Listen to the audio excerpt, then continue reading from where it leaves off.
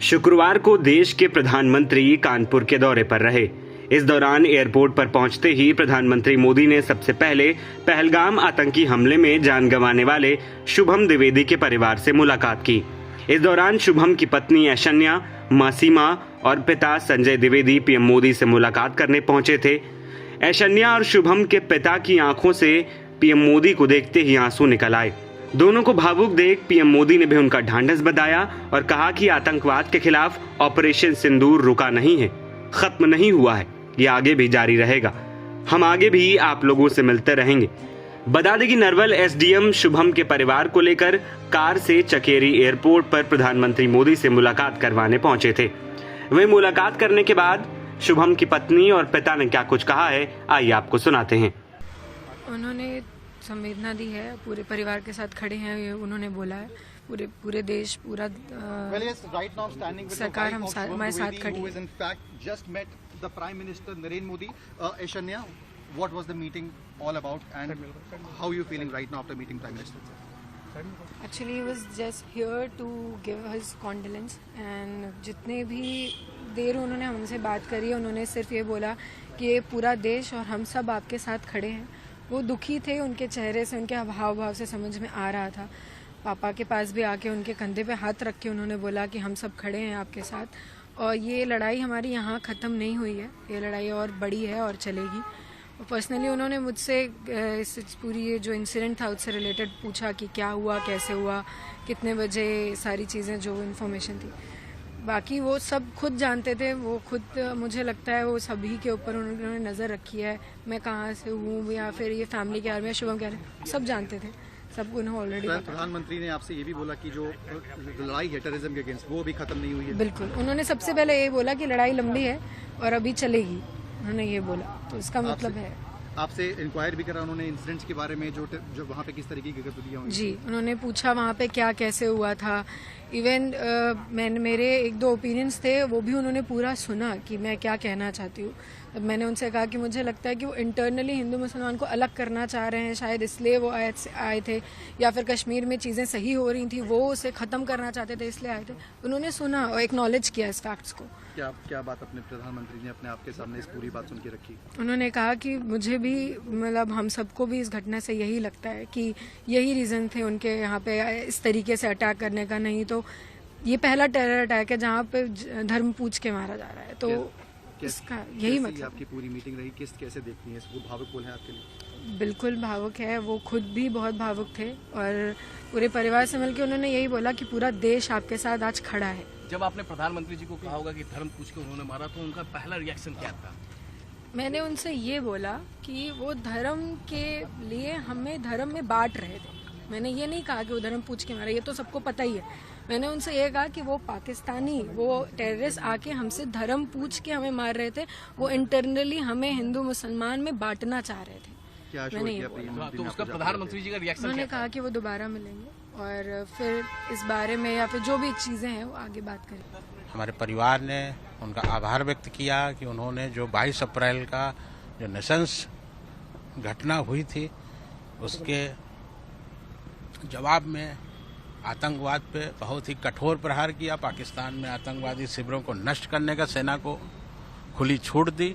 उसके लिए मैंने प्रधानमंत्री जी का हृदय से आभार व्यक्त किया, अपने परिवार की तरफ से आभार व्यक्त किया और ये कहा कि प्रधानमंत्री जी, आतंकवाद के खिलाफ इस लड़ाई में आप अकेले नहीं हैं, मेरा पूरा परिवार, पूरा समाज आपके साथ है। माननीय प्रधानमंत्री जी ने इस घटना पे गहरा दुख व्यक्त किया हमारे परिवार के साथ। ऐशान्या से उन्होंने बात की और उन्होंने कहा कि आतंकवाद के खिलाफ जो ये लड़ाई है हमारी, वो जारी रहेगी और हम आतंकवाद का समूल विनाश करेंगे। आज चूंकि प्रधानमंत्री जी कानपुर आए थे, किसी तरह की कोई मांग रखने जैसा कोई विषय नहीं था। मैंने प्रधानमंत्री जी से सिर्फ इसलिए मिलने की इच्छा व्यक्त की थी कि मैं उनका आभार व्यक्त कर सकूं, जैसा उन्होंने आतंकवाद के खिलाफ कठोर कार्रवाई की। कुछ प्रधानमंत्री जी ने शुभम को लेकर आपकी बहू और आप लोगों से कुछ कहा होगा? जी हाँ, बिल्कुल बात की। वो शुभम, उनको सारी जानकारी थी प्रधानमंत्री जी को। उन्होंने बहू से बात की, किस तरह घटना हुई उस दिन, उसके बारे में बहू से जानकारी ली और बातचीत करते हुए सभी लोग भावुक हो गए थे। माननीय प्रधानमंत्री जी भी बहुत भावुक हो गए थे और निश्चित तौर पे मुझे ऐसा लगता है कि इस घटना से उनको बहुत कष्ट है और निश्चित तौर पे वो आतंकवाद के खिलाफ और भी निर्णायक कार्रवाई करेंगे। किस तरह का क्षण था जिस वक्त प्रधानमंत्री जी आपके सामने खड़े थे? जी, जो बहुत बात भावुक क्षण था, बहुत भावुक क्षण था उस समय। प्रधानमंत्री खुद भी, माननीय प्रधानमंत्री जी खुद भी बहुत भावुक हो गए थे और निश्चित तौर पे मुझे ऐसा लग रहा है प्रधानमंत्री जी को इस घटना को लेकर बहुत गहरा दुख है और वो बिल्कुल संकल्पबद्ध हैं कि आतंकवाद का सफाया ही करके मानेंगे। विकास का एक कार्यक्रम 24 अप्रैल को होने वाला था, लेकिन पहलगाम हमले के कारण मुझे अपना कानपुर दौरा रद्द करना पड़ा। पहलगाम के कायरना आतंकी हमले में हमारे कानपुर के बेटे शुभम द्विवेदी ने भी इस बर्बरता का वो शिकार हुए। बेटी ऐशन्या की वो पीड़ा, वो कष्ट और भीतर का आक्रोश हम सब महसूस कर सकते हैं। हमारी बहनों बेटियों का वही आक्रोश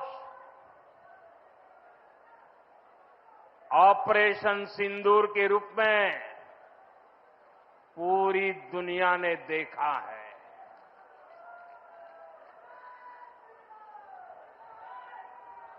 हमने पाकिस्तान में आतंकियों के ठिकाने घर में घुसकर सैकड़ों मील अंदर जाकर तबाह कर दिए।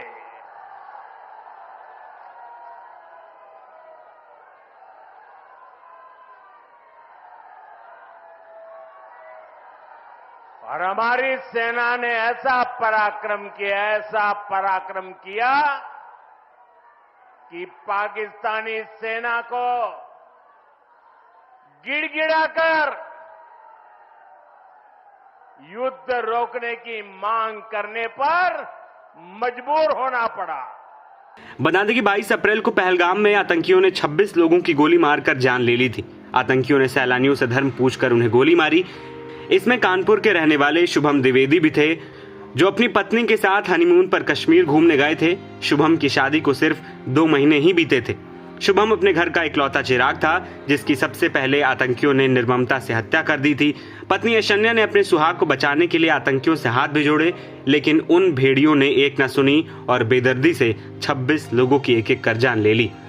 वहीं इससे पहले नेता प्रतिपक्ष राहुल गांधी भी शुभम द्विवेदी के परिवार से मिलने पहुंचे थे, जहां उन्होंने परिवार का ढांढस बंधाया था। पीएम मोदी के दौरे की बात करें तो ये 1.5 महीने में उनका दूसरा उत्तर प्रदेश का दौरा है। इससे पहले वो 11 अप्रैल को काशी आए थे। अगर कानपुर की बात करें तो प्रधानमंत्री रहते हुए मोदी का ये 8वां कानपुर दौरा है। एनबीटी ऑनलाइन की रिपोर्ट।